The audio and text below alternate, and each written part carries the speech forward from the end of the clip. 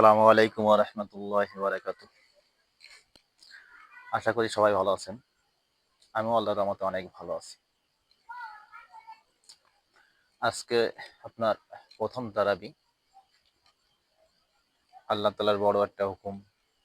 যেমন আল্লাহ তাআলার নামাজ একটি হুকুম, রোজা একটি হুকুম, হজ একটি হুকুম। যার সামর্থ্য আছে সে হজ করবে। আর যার সামর্থ্য নাই সে তো করবে না। আল্লাহ তাআলা নিজেই বলছেন। এজন্য যেমন রোজা তো রাখবই, সেই সাথে তারাবি যত নফল ইবাদত আছে ফরজ তো করবই। যত নফল ইবাদত আছে আমরা সবাই বেশি বেশি করব।